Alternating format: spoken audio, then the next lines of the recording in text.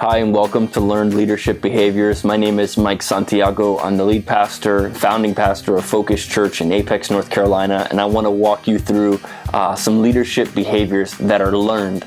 Some things don't always come instinctively, or we're not always born with some of these behaviors that I'm going to cover, and I really believe that it's imperative that as the leader of our organization, in any organization, that I run people through some of the things that I think are sometimes less intuitive and that need to be learned and that need to be recognized. And that's what we're going to be doing. So thank you so much for joining me. As we do this series of teachings, just know that we're going to cover one behavior in every session. And as we do this, I just want you to take notes, dive deep, and just make sure that you're leaning in, either listening or watching this. And I just want to make sure you know that I'm for you. And I believe that our best days as an organization are ahead of us. And if we can learn and develop these leadership behaviors, our organization, our church, or the business that you lead, or the department that you oversee is going to be absolutely changed forever. The first learned behavior that we're going to look at today is that people are priority. People are priority. We are not in the product business. And even if you are in the product business, if you're watching this, I want to let you know that you're not in the product business, you are in the people business. People are what we are all about. They are the top priority. We are not in the music business of producing good music. We are not even in the public speaking business when it comes to producing great sermons. We are not in the childcare business of trying to watch children to the best of our abilities. We are in the people business, and every single thing that our organization does will always point back to our mission, which is to reach people through life change through Christ, so that people would experience life change through Christ. It's all about people. It's not about a system. It's not about documentation. It's not about pulling a trailer or setting up signs. It all points back to people. People are our priority. And so my heart breaks when I find that someone finds their value, or they think that the reason they do something at our church is for anything other than the people that we are reaching. Oh, I run sound because I want to make sure it sounds good. Well, why do you want to make sure it sounds good? Well, that's just what I do. No, you don't just run sound so that it sounds good. You run sound because people are priority, and we want people to hear the best possible sound, because when people hear that sound, people are transformed. Well, I'm just a musician. I love to play guitar. I love to play keyboard. I love to sing. I love to play drums. Well, you don't just love to play an instrument. You're playing an instrument so that people's lives are changed by the presence of God. And when we begin to worship, it changes the atmosphere for people. It doesn't just change the atmosphere for that service. It's not a service that we are in. We are in the people business. So when you run security or check kids in or do anything, you are in the people business. And it really shifts your perspective when you begin to see what you do points back to people.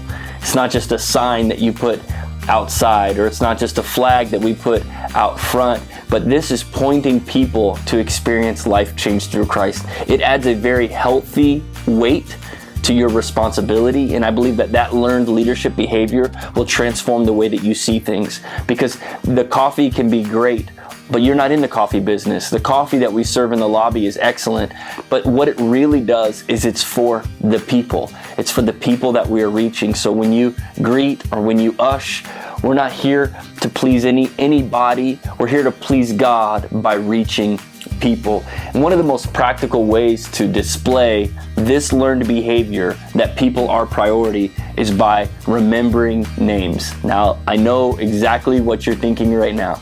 You're thinking, I'm terrible at remembering names. I don't remember names. I can't remember names. I can't remember my own name, much less other people's names. And that might be the case currently, but I believe that a learned leadership behavior is that people are priority, and a practical way to display that people are priority is by remembering and recognizing people by their name. We don't just want to know that's Joe because I know Joe, he's the bald guy, or you know, they're the people with all the kids. If you're recognizing people based on something that they do or something that they are and not their name, it's devaluing who they are to our organization.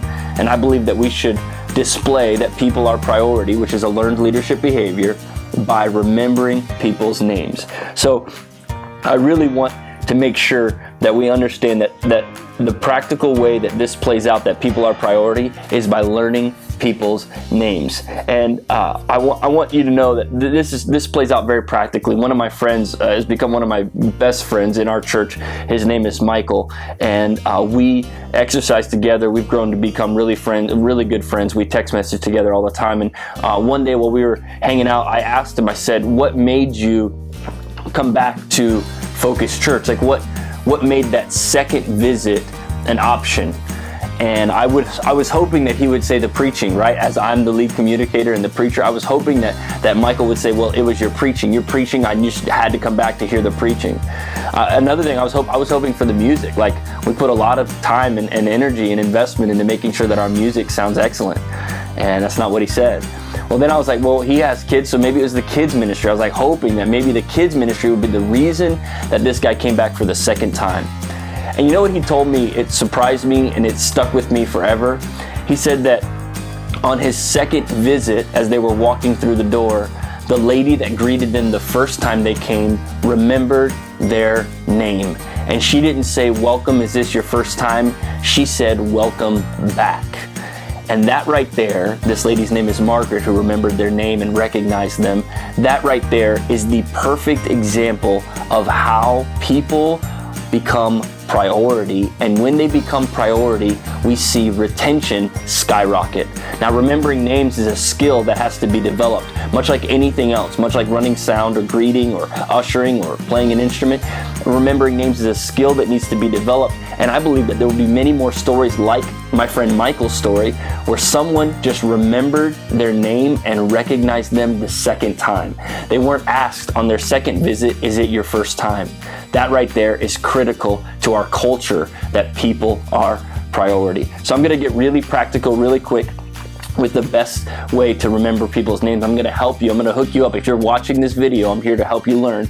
A person's name is to him or her the sweetest and most important sound in any language. That was from Dale Carnegie. He said that a person's a beautiful sound to them is their own name. And I can tell you this, when someone calls you by name, it adds a level of value to the conversation that they're trying to have. So we can improve our ability to remember names if we follow these 4 steps. Here's the first thing, is you have to commit. Number 1 is commit. By making this commitment, it's a conscious decision to remember people's names. You can't just go asking for someone's name and allow that just to kind of fade off into the distance. You have to look them right in the eye and say, what was your name? What is your name? Oh, my name is Mike. Awesome. And at that moment, you have to commit to remembering that name. This isn't just a part of the conversation. Hi, how you doing? I'm doing fine. What's your name? My name's Mike. This is a critical moment in your relationship, that you remember someone's name. Before going into any meeting or party where you might meet someone, remind yourself of that commitment. Before every Sunday service, remind yourself, I'm committed today to meet people I've never met and to remember their names. As you're driving to church, I'm committed today to remember someone's name that I didn't know before. Don't let yourself get off easy by blaming bad memory or forgetting someone's name is just how I am. Commit yourself as you're driving to church with a sense of expectancy. God, I expect you to move today, move in my heart, move in my life, and help me meet people that I've never met before, and give me the commitment level to remember the names. The number 2 is you got to concentrate.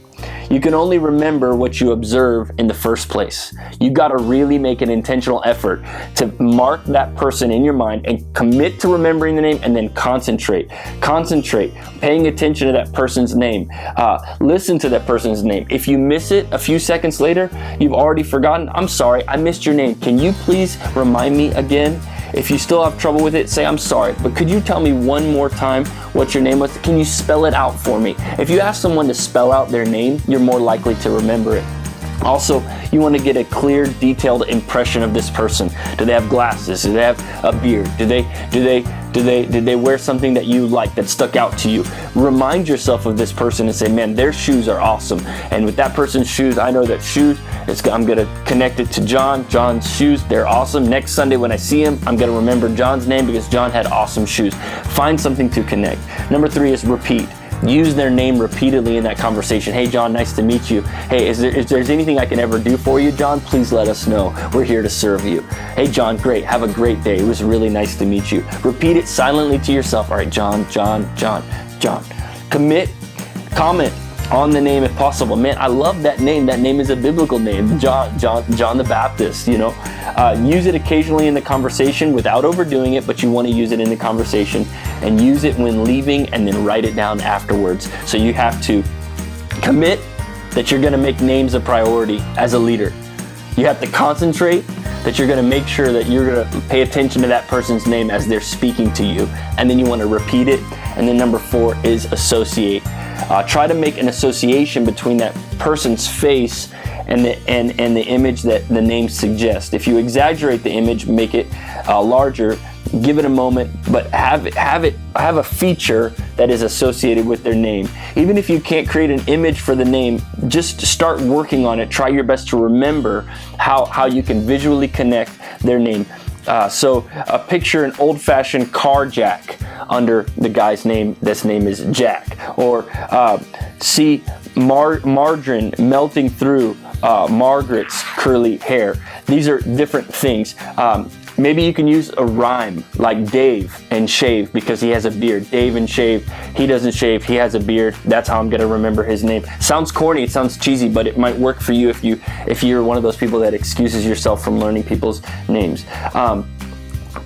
Michelle, Mabel, all of these things that might rhyme or sound like a song, anything. And then you could really start to develop this skill. This is a learned leadership behavior of remembering names. This is something that I want all of our leaders to do in our organization and in our church. I want them to be so good at remembering names that we would be known as people who add value to every conversation, that we're not just having surface level church conversations, but we're going deep. And it's okay to ask, remind me of your name again. Now, this is a learned leadership behavior that people are priority. And one of the ways that people are priority practically plays out is by being really good at remembering names. Now, if you've watched this video to this point, I just want to thank you, and I want to commit this to you, that I will do my best to empower you and enable you to remember names. And we even have access to our database and planning center where you can associate the name with the face. If you have a hard time, if you need help with that, we're here to help. But I want you to commit every Sunday morning on your way to church as a leader of this house to say, you know what? I'm committed to remembering names today, because people are priority. Thanks so much for tuning in to our leadership behavior series, Learned Leadership Behaviors, and I cannot wait to share with you the next session. God bless.